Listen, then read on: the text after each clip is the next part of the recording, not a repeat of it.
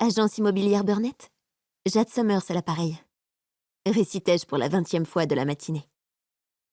Nous sommes début juin et, comme chaque année, c'est le début de la période de rush. Néanmoins, cette saison s'annonce encore plus difficile que les précédentes, car l'agence Jim Burnett a pris du galon au cours des derniers mois. Avec la vente de la villa à 16 millions à Malibu, Jim s'est décidé à prendre en charge des biens plus luxueux, beaucoup plus chers que ceux que nous avions l'habitude de vendre. Et devinez quoi? Depuis 3 mois, mon patron a fait de moi l'agente en charge de la vente des villas de prestige, dépassant les 5 millions de dollars de prix de vente. Il m'a fait venir avec lui sur le terrain pendant plusieurs semaines et s'est vite rendu compte que le courant passait bien avec ses clients les plus riches, qui sont à l'aise et en confiance avec moi. Il faut admettre que fréquenter William n'aura pas seulement été destructeur. Cela m'aura au moins permis de découvrir à quoi ressemble le gratin angelin et comprendre certains de leurs codes tacites.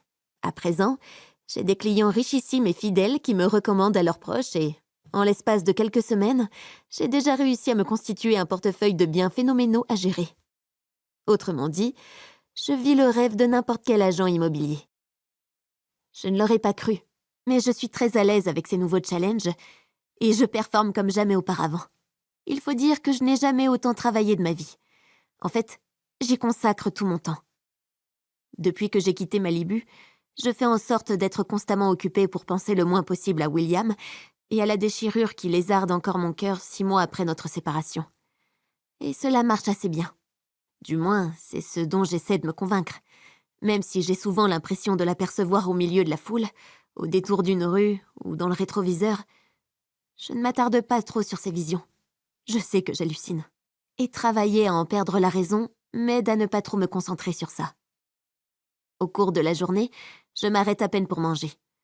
Le soir, quand je rentre dans mon nouvel appartement à Silver Lake, je m'endors instantanément, lessivée par ma journée. Oui, on peut dire que je me crève volontairement pour ne pas ruminer et pour essayer d'aller de l'avant. Car je sais que si je la laissais s'exprimer, la douleur pourrait me mettre au tapis en un rien de temps. Et je refuse de me laisser aller.